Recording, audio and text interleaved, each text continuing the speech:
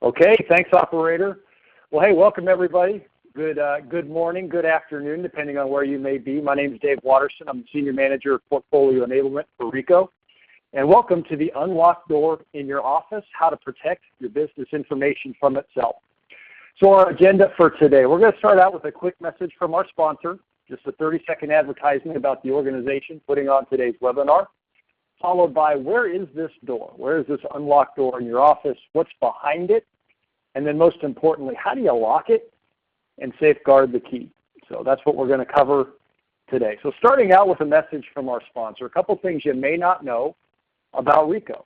Well, we actually started life as a camera manufacturer, and we were the first camera manufacturer to use Henry Ford's assembly line process in Japan. And the reason why that's noteworthy is Henry Ford and our founder were actually friends.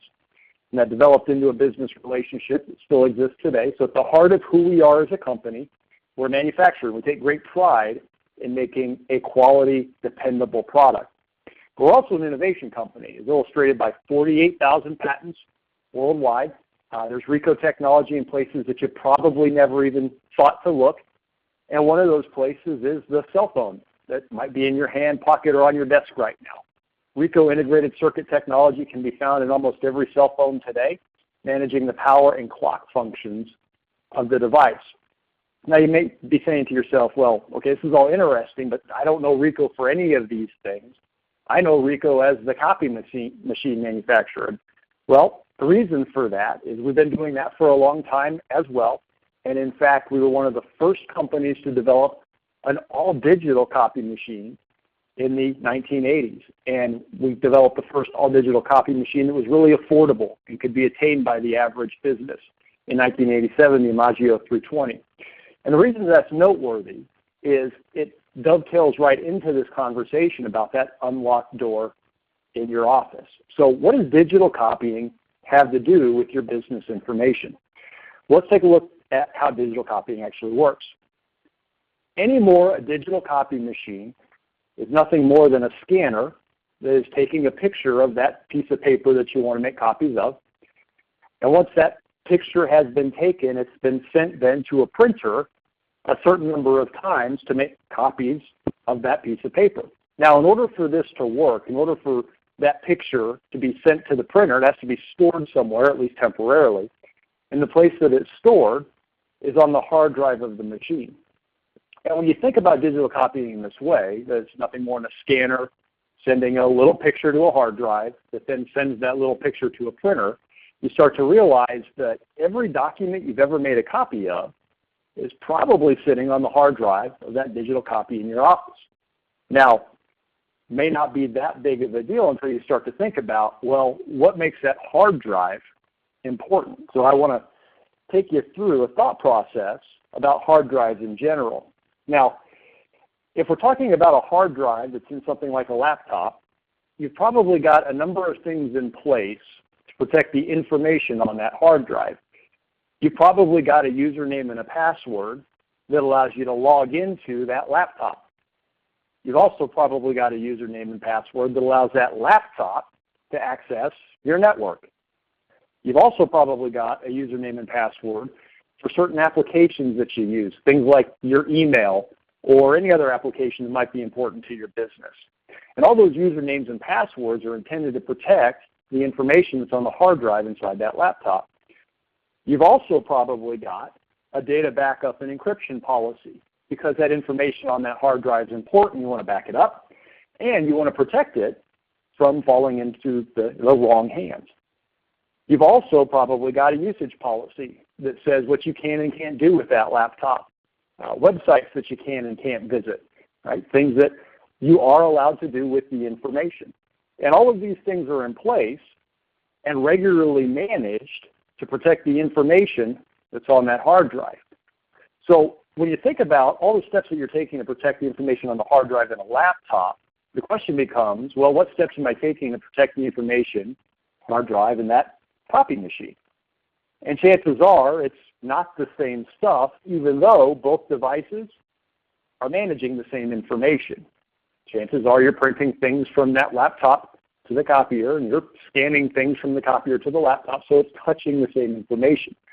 So why wouldn't you put the same safeguards in place, what this does is create that open door, unlocked door in your office.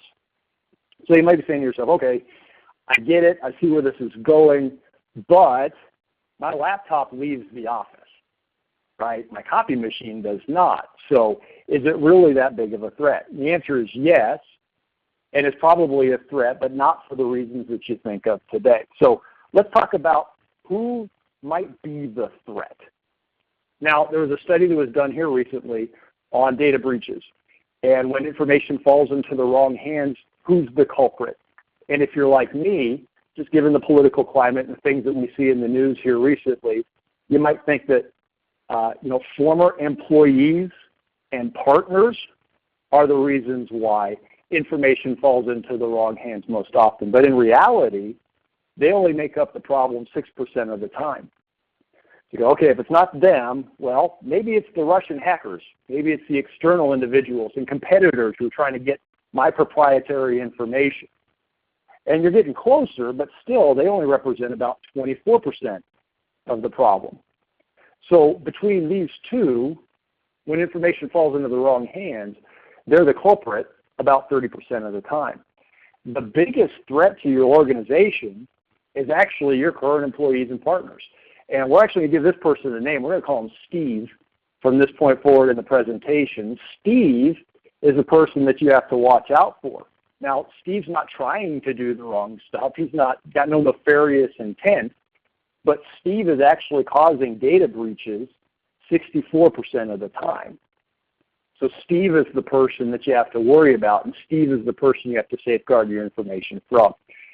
Now, you'll see that the three different chunks here don't add up to 100%. That's because there's another 6% where it just wasn't determined who was responsible. And I'd be willing to bet that that 6% is also Steve's fault. We just can't directly tie it back to him. So Steve is the one that we really need to protect the information from. So let's take a deeper look at what Steve is doing on a daily basis that's causing these problems.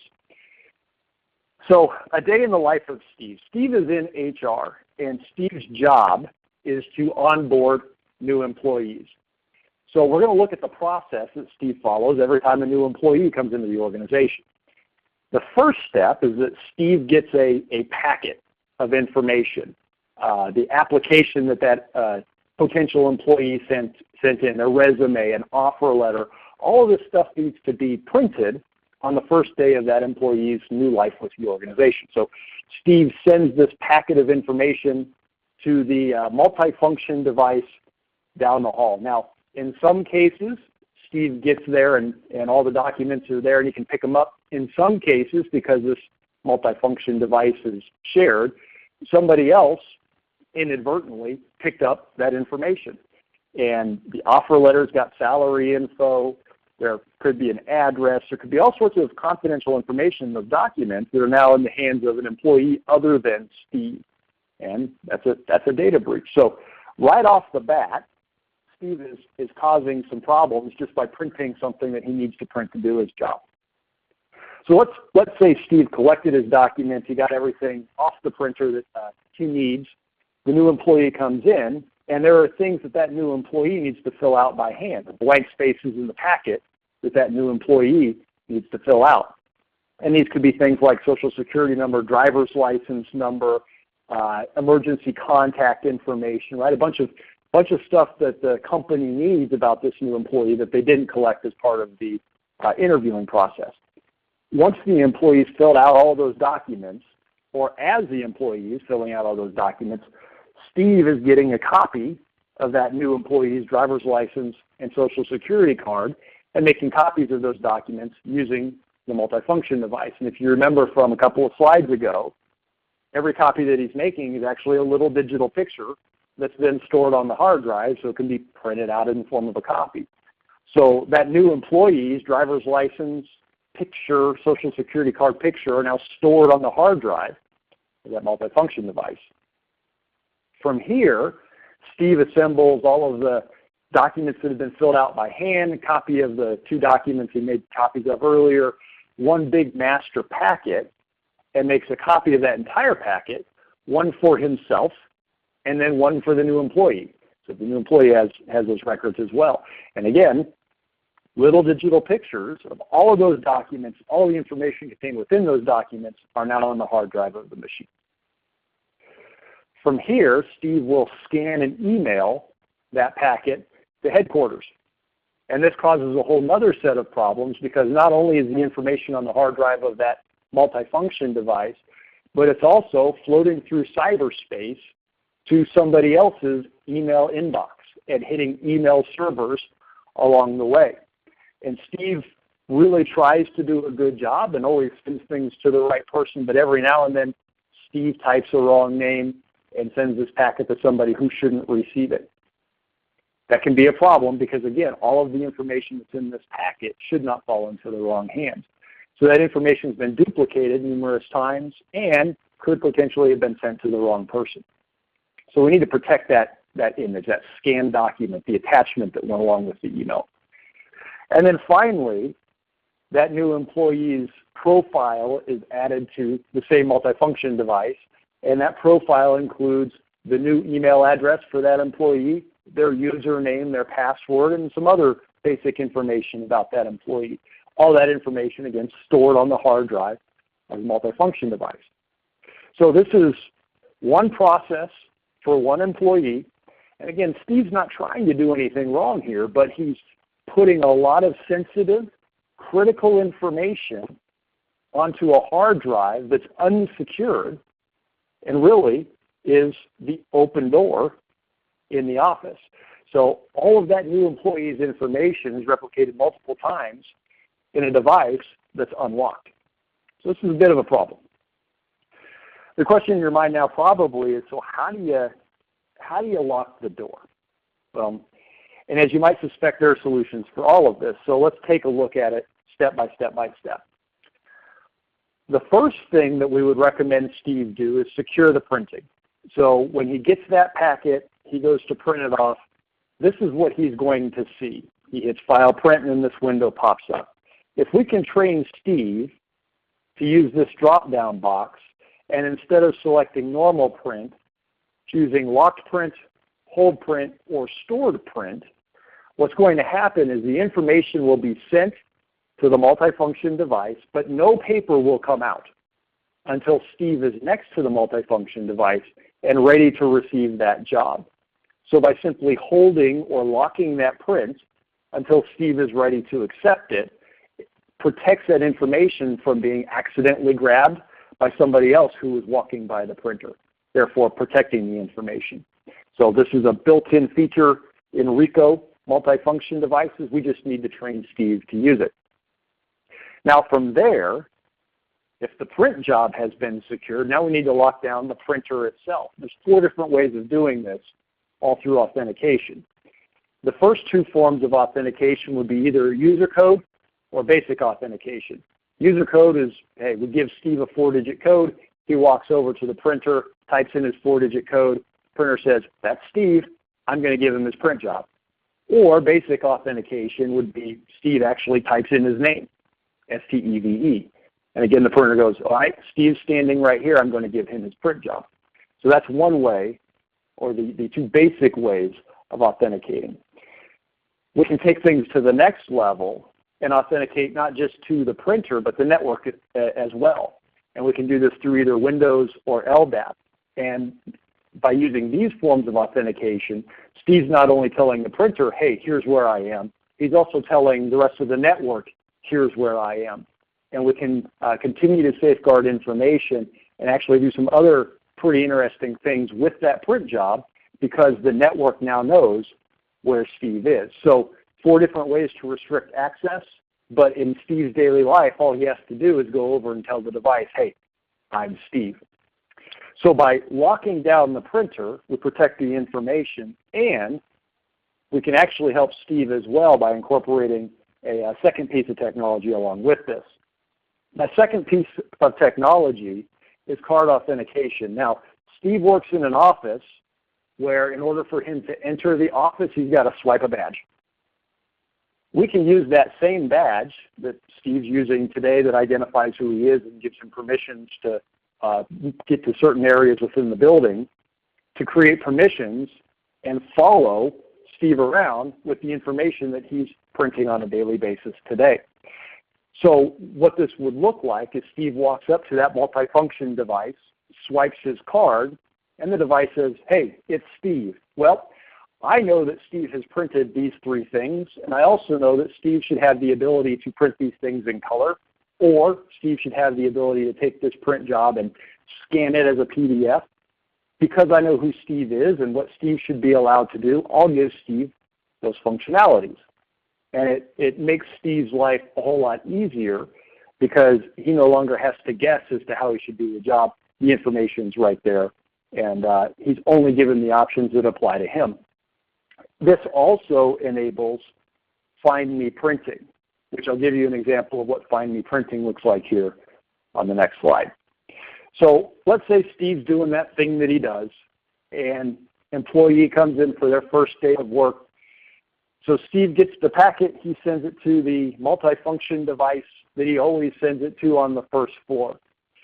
After he sent it, and he sent it as a locked print, so no paper has come out, but after he sent it, as he's walking to go collect that document, he gets a phone call on his cell phone and says, hey, your new person is actually on the 3rd floor.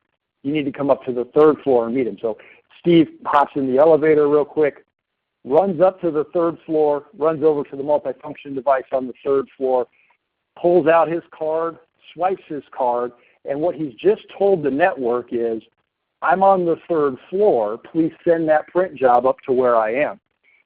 So what it will do is now reroute that job up to where Steve is on the 3rd floor. Steve can release it, print it from here, collect his documents. Again, the information didn't fall into the wrong hands. It followed Steve through the organization.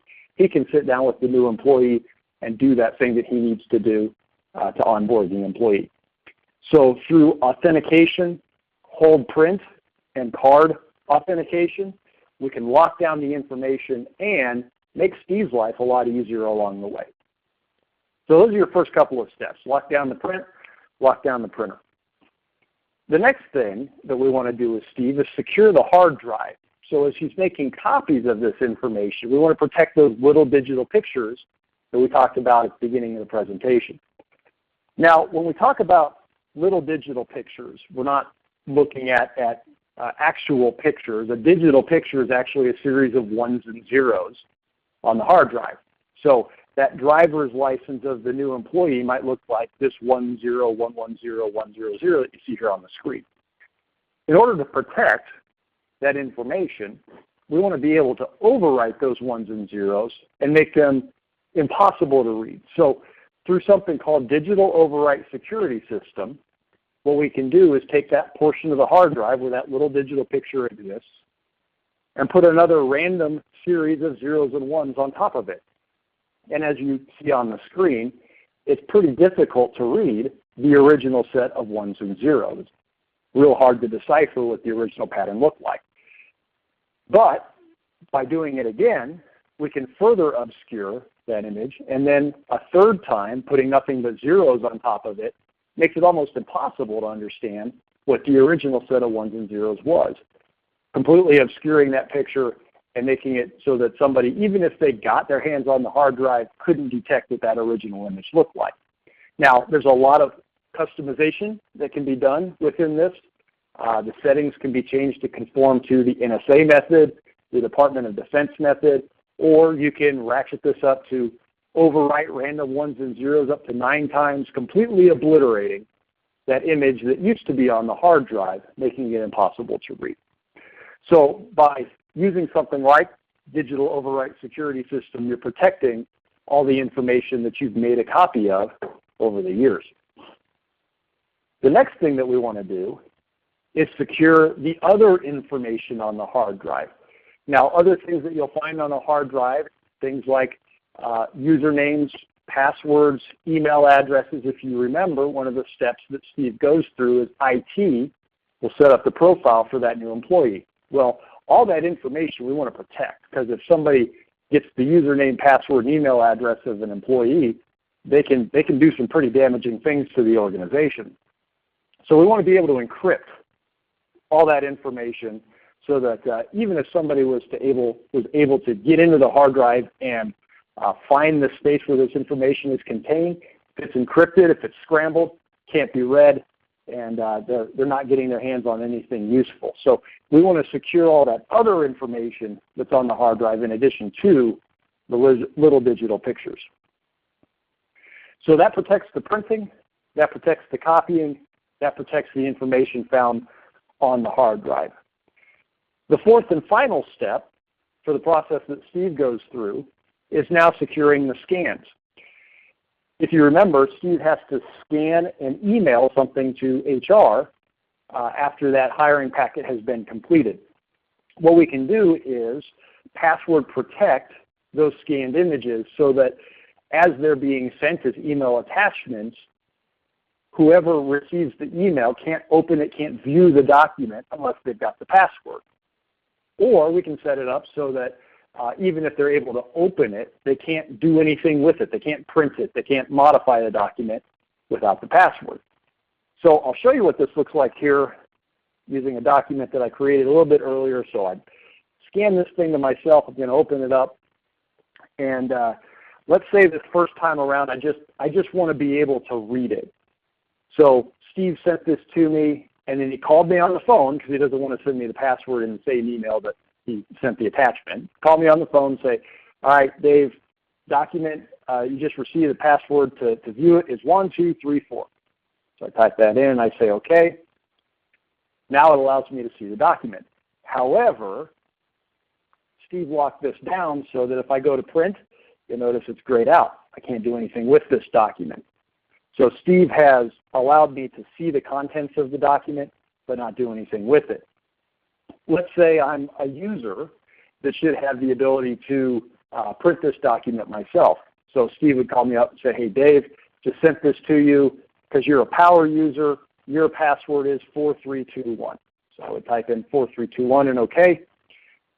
Again, allows me to see the information. But now when I go to File and Print, I have the ability to print this document, or I could modify it, I could edit it, I could do a save as, right? Do all the things that I should be able to do with the document because Steve has given me the rights through the password. So this would lock down the information that Steve is scanning and emailing to HR or to other folks. And because it's protected via password, even if that email was to fall into the wrong hands, that individual wouldn't be able to read the information contained in the attachment. So if you look at the new life of Steve, after we've made these recommendations, what he's doing doesn't change. His process doesn't change. However, he's protecting information along the way. So now as he's printing that offer packet and going to collect it, locked print and card authentication ensures that information doesn't fall into the wrong hands. As he's making copies of information for that new employee, the digital overwrite security system makes sure those little digital pictures are overwritten and obscured. As he's scanning and emailing documents to HQ, card authentication and PDF encryption protects the attachments, protects the information contained within the attachments. And then as IT adds that new employee's email address, username, password to the copier, hard disk encryption protects that information as well. So every step along the way, this organization has taken steps to protect the information, and Steve doesn't have to do anything different. It's just technology has been put in place to protect this information along the way. Now, all this adds up to a much more secure multifunction device and a sense of security for the organization. Now, if you want to learn a little bit more about the level of security of each device within the Ricoh portfolio, there's an organization called IEEE that certifies level of security by model. There are certificates you can download and print that show to what level of security each of these different models have been able to attain. So, don't take my word for it. Take IEEE's word for it. These our portfolio is extremely secure, and each model's got a lot of different safeguards in place that as long as you activate and use them, you'll be taking great strides in protecting your company's information. But it doesn't end there. So the fifth and final step is to secure the contract. Now, regardless of who you're using today, whether it's Ricoh or some other manufacturer of multifunction devices, you've got that hard drive. Every piece of information that you've copied over the years has been put in that hard drive. And if you're looking to replace that multifunction device, you got to take some steps to protect that information. You got a couple of different ways that you can do this. If you're using something like DOS, just make sure that you are, throughout the course of the contract, doing ongoing overwrites. So as little digital pictures are taken, you're continuously overwriting and obscuring those. So at the end of the life of that multifunction device, everything's been overwritten. There's nothing that anybody can get to. The other route that you can take is at the end of life of that device, do a complete overwrite. Do just obliterate the entire hard drive prior to the installation. Make sure that nothing was overlooked, and this is a service that we can actually do for you at the end of the life of the device. The third option is hard drive replacement. So we can actually take out the hard drive, hand it to you, replace it with a new hard drive, so that as that multifunction device rolls out the door, your information is not rolling out with it. Now, all of these are different services that we can provide, and definitely great ways to go to safeguard your device and the information that you've been making copies of over the course of that device's life. And I guess there is a fourth option, which is to do nothing, but certainly don't recommend that. So that gets us to the end of the prepared remarks. You might be wondering, so what do I do next? Well, through an engagement with Ricoh, we're going to take a couple of steps. The first one is we want to analyze your environment and goals. So understand what sort of information it is that you're handling, how you're handling it, and what do you want to do to protect that information. Based on that analysis, we'll co-author the right solution for you for today and the future. Make sure that information is protected. And then finally, quarterly technology reviews. Things change.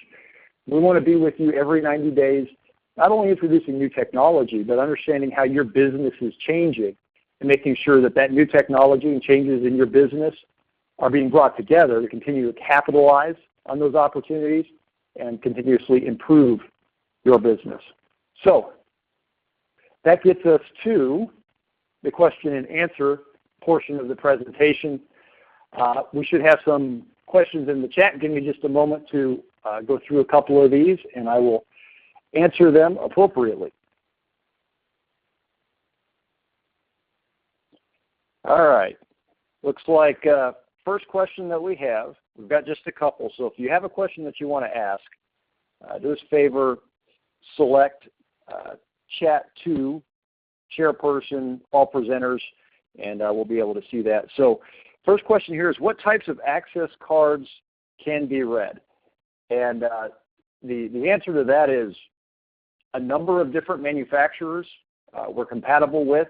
The best way to find out if the particular model of card that you are using will work is to let your representative know the model of that card. Usually a picture of the front and back is good enough to get the model number, and then we'll order the correct reader for that card and make sure that there's compatibility there. So we've got a list, but it's usually easiest to find out what you're using today and then find the right card reader for that.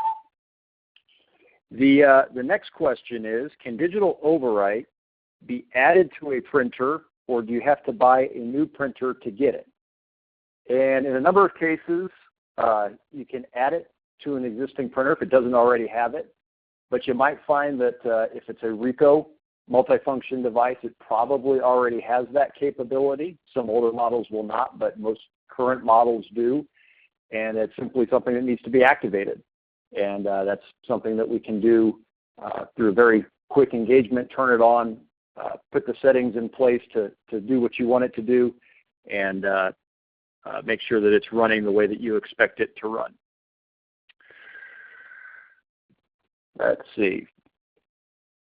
Final question that I see so far. Again, if you've got any questions, please chat to chairperson and all presenters. How does the password get added to a PDF?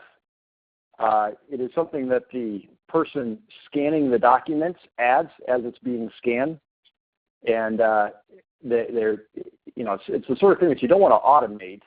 You want to probably change the password for every unique scan that you do. And another kind of best practice along with that is making sure you don't put the password in the body of the email. So type in the password, send your email with the attachment, and then call the recipient. Use some other form of communication to let them know what the password is. Because if you put the password in the body of the email that has the attachment, you really haven't accomplished anything if that email is intercepted. Whoever intercepted it not only has the attachment, but the password as well. So good best practice is to send the password separately, some other form of communication. And that's all we got. So there are no other questions that I see that have come in. So I believe at this point, hey, we'll close it out. Appreciate everybody's time and attendance. Looks like we're a minute or two over. So operator, I'll turn it back over to you to end the session. That concludes today's webinar. Thank you for your participation. You may now disconnect.